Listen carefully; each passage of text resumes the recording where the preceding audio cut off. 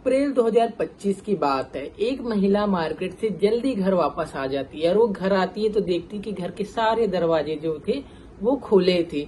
बस एक ही दरवाजा जो था वो बंद था, वो भी रूम का। जब वो घर में एंट्री करती है तो देखती है कि रूम में से कुछ अजीबो सी आवाजें आती है।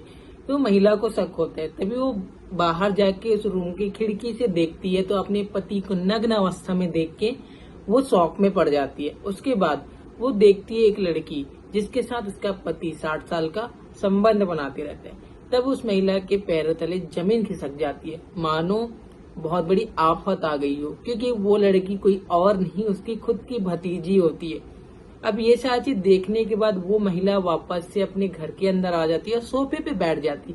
सोफे पे बैठने के बाद वो इंतजार करती है कि कब ये दोनों बाहर निकले।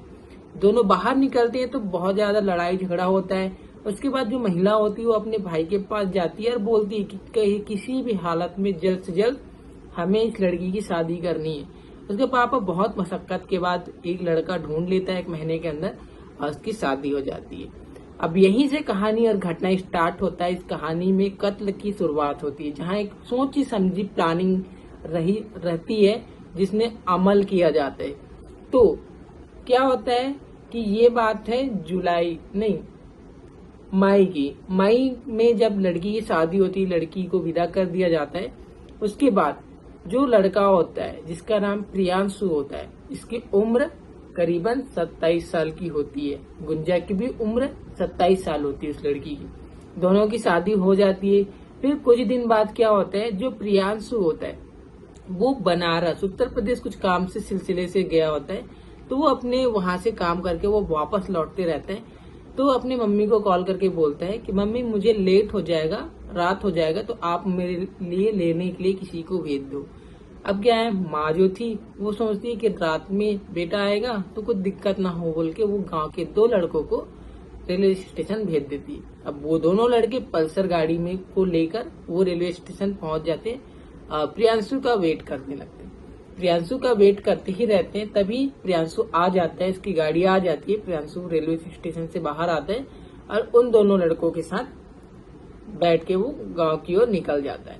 गांव की ओर निकलने के बाद रेलवे स्टेशन से करीबन 2 से 3 किलोमीटर की दूरी वो तय किए रहते हैं। तभी एक बाइक वाला आता है और बोलता है, उसमें भी 2 लड़के होते हैं। वो क्या है, एड्रेस पूछते हैं तो एड्रेस बताता है प्रियांशु। उसके बाद वो दोनों गन निकालते हैं और 7-8 गोली क्या है फायर कर देते हैं। प्रियांशु को लग जाती है। फिर वो दोनों फरार हो जाते हैं और मौके पे जो लड़के उसके साथ में थे 2, वो उनको समझ ही नहीं आता कि ये कैसे हुआ और क्या हो गया। वो चीख चिल्लाते हैं और आसपास के सभी लोग आते हैं। आने के बाद क्या होता है, प्रियांशु को पास के हॉस्पिटल में ले जाया जाता है। हॉस्पिटल में ले जाने के बाद जो 2 लड़के होते हैं वो दोनों लड़के बोलते हैं कि इनको हम रेलवे स्टेशन से घर लेके जा रहे थे, बीच में रास्ता पूछा किसी ने और उन्हीं ने हम पे फायर कर दिया। अब यहाँ लड़के द्वारा ये बोला जाता है डॉक्टर को कि किसी भी हालत में इसकी इलाज कर दीजिए, इसको बचा लीजिए। लेकिन जब डॉक्टर चेक करते हैं तो प्रियांशु की मौत हो चुकी होती है। अब क्या होता है, जो डॉक्टर थे वो नजदीकी के पुलिस स्टेशन में कॉल करते हैं और ये सारी मामलों को बताते हैं। मामला पता चलने के बाद तुरंत पुलिस एक्शन में आ जाती है और वो सीधा हॉस्पिटल पहुंचती है।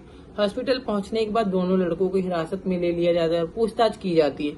पूछताछ में पता चलता है कि इन दोनों की हाथ भी नहीं है। लेकिन पुलिस को एक चीज थी जो बहुत ज्यादा खाई जा रही थी कि प्रियांशु को ही गोली क्यों लगा, आप दोनों में से किसी और को तो नहीं लगा। लेकिन 1 हफ्ते की लगातार पूछताछ के बाद भी जो बातें हैं, जो लड़के थे दोनों वो वही बता रहे थे। अब यहाँ पुलिस क्या है एक्शन में आती है और प्रियांशु की मोबाइल को ट्रैक करना स्टार्ट करती है। ट्रैक पे पता चलता है कि उसकी बीबी, जिस दिन वो उत्तर प्रदेश से अपने घर आ रहा था तो उसकी बीबी ने कम से कम 50 बार उसकी कॉल पे बात की थी। पुलिस को शक हुआ। पुलिस ने उसकी पत्नी के पास गए और पत्नी से पूछताछ की और पत्नी से बोला गया कि आपके मोबाइल हमें दे दीजिए, आपके नंबर दे दीजिए। लेकिन पत्नी जो थी गुंजा, वो क्या करती थी, मना कर देती थी कि इसमें मेरा पर्सनल सामान वगैरह है या फिर कुछ है बोल के। तो फिर पुलिस वाले बोलते हैं कि पति से ज्यादा क्या इमरजेंसी है तुम्हारे पास, मतलब इमरजेंसी चीज है जिसको तुम रख रहे। पुलिस को शक होता है। पुलिस जो है वो मोबाइल जब्त कर लेती है। जब्त करने के साथ गुंजा को भी उसकी पत्नी को हिरासत में ले लिया जाता है। अब क्या होता है, पुलिस जो है कड़ाई से पूछताछ करती है, लेकिन जो गुंजा होती है वो हर बात नई नई कहानी बनाना स्टार्ट करती है। लेकिन पुलिस के सामने उसकी जो झूठ थी वो ज्यादा समय तक टिक नहीं पाई। अब टिक नहीं पाई, फिर उसने स्टार्टिंग से बताना स्टार्ट किया कि कैसे इस कत्ल को एक सोची समझी साजिश में तब्दील किया गया। गुंजा जब छोटी थी 7 साल की, तभी उसके फूफा उसको अपने घर लेके जाते हैं और कहते हैं कि यहीं रहना है, खाना है, पीना है, पढ़ना है, जो भी करना है। तो वो वहां रहने लगी। अब धीरे धीरे गुंजा जो थी वो 12 साल की हो चुकी थी। अब क्या था, जो गुंजा थी वो अपने फूफा के प्रति अट्रैक्शन में आ जाती है, और जो फूफा भी थे वो अपने भतीजी के प्रति अट्रैक्शन में आ जाते हैं, मतलब गुंजा की। फिर क्या होता है, दोनों संबंध वगैरह बनाना स्टार्ट करते। ऐसे ही 15 साल गुजर जाते हैं, लेकिन उसके फूफी को एक भी भनक नहीं लगा था। लेकिन अचानक एक दिन जब वो मार्केट गई थी और बोल के गई थी कि मैं कुछ जरूरी सामान लेने जा रही हूँ, तो लगभग मुझे 2 से 3 घंटे लग सकते हैं। तो हमने सोचा फूफा के साथ कि अभी हमारे पास काफी टाइम है, तो हमने सारे घर के दरवाजे बंद खोल दिए और हम जिस रूम में थे उसी को बंद कर दिए। लेकिन किसी कारण फूफी जल्दी आ जाती है और वो आने के बाद देखती है कि रूम का दरवाजा बंद है और बाकी सारे दरवाजे खुले हैं और रूम से कुछ आवाजें भी आ रही। तभी वो खिड़की पे जाके देखती बाहर से, तो वो हमें फूफा को नग्न अवस्था में और मुझे देख के वो शॉक पड़ जाती है और वो हमें रूम से निकलने का वेट करती है। और रूम से निकलने के बाद हमसे झगड़ा करती है और मेरे पापा से जाके बोलती है कि लड़की का किसी भी हाल में शादी करा दो।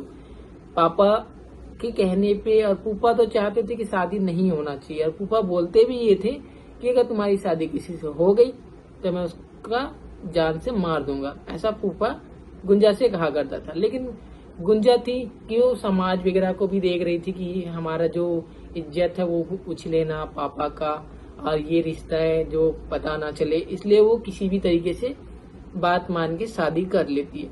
अब शादी होने के बाद शादी होती है प्रियांशु नाम के लड़के से। अब क्या है, फूफा जो था वो गुंजा से बात करने के लिए तड़पता था, लेकिन शादी का माहौल था। शादी के बाद भी 11-12 दिन तक मेहमान थे वो आते जाते रहते थे, तो क्या है, गुंजा को वक्त नहीं मिलता था फूफा से बात करने के लिए। तभी क्या होता है, एक दिन जब गुंजा बोलती है अपने पति से, प्रियांशु से, कि मुझे मिठाई खाना है, तुम ले आओ, और उसको कुछ वैरायटी भी बताया जाता है। उसके बाद क्या होता है कि जब प्रियांशु मिठाई लेने बाजार जाता है, लेकिन वहां भीड़ बहुत ज्यादा थी, तो क्या है, वहां शूटर उन्हें नहीं मार पाते। तो फिर क्या होता है, प्लानिंग होता है उसी बीच कि हमें प्रियांशु को रास्ते से हटाना है। तभी झारखंड के 2 लड़कों को हायर किया जाता है फूफा के द्वारा। सुपारी दिया जाता है कि प्रियांशु को खत्म करना है, उसकी तस्वीरें दी जाती है, और उसको कहाँ जा रहा है, क्या कर रहा है, सारा चीज। ये 2 झारखंड के जो शूटर थे वो उसके पीछे लग जाते हैं। अब मार्केट में तो वो क्या है, उनको शूट नहीं कर पाते भीड़ की वजह से। फिर क्या है, कुछ दिन बाद प्रियांशु अपनी पत्नी गुंजा से बोलता है कि मुझे बनारस उत्तर प्रदेश कुछ काम से जाना है 23 तारीख को, और मैं 24 तारीख को वापस आ जाऊंगा, तुम अपना ख्याल रखना। अब यही सही मौका था गुंजा के पास उसको रास्ते से हटाने के लिए। अब ये क्या करती है, अपने फूफा को कॉल करती है और सारी डिटेल बताती है। फूफा उसको जैसा जैसा बताया रहता है वो वैसा वैसा करने लगती है। क्या है, जो प्रियांशु था वो अपने काम से लौट रहा था 24 तारीख को। तभी वो उसका लोकेशन ट्रैक करते रहती है, हर समय 5 मिनट 10 मिनट के बाद वो कॉल करती रहती है और पूछती रहती है कि कहाँ हो, क्या कर रहे हो, कैसा है। अब सारी अपडेट वो 2 शूटरों को देते रहते हैं। जो 2 शूटर थे वो ऑलरेडी पहले से रेलवे स्टेशन पहुंच जाते, लेकिन ही सही मौका था गुंजा के पास उसको रास्ते से हटाने के लिए। अब ये क्या करती है, अपने फूफा को कॉल करती है और सारी डिटेल बताती है। फूफा उसको जैसा जैसा बताया रहता है वो वैसा वैसा करने लगती है। क्या है, जो प्रियांशु था वो अपने काम से लौट रहा था 24 तारीख को। तभी वो उसका लोकेशन ट्रैक करते रहती है, हर समय 5 मिनट 10 मिनट के बाद वो कॉल करती रहती है और पूछती रहती है कि कहाँ हो, क्या कर रहे हो, कैसा है। अब सारी अपडेट वो 2 शूटरों को देते रहते हैं। जो 2 शूटर थे वो ऑलरेडी पहले से रेलवे स्टेशन पहुंच जाते, लेकिन वहां भी भीड़ की वजह से वो शूट नहीं कर पाते। जैसे प्रियांशु और उसके 2 लड़के जो उसको लेने गए, तो वो उनके साथ निकलते रेलवे स्टेशन से 2 से 3 किलोमीटर दूरी तय किए रहते हैं। तभी शूटर जाते हैं, और शूटर जाने के बाद क्या करते हैं, रास्ते पूछने के बहाने उन्हें रुकवाते हैं और गोली मार देते हैं।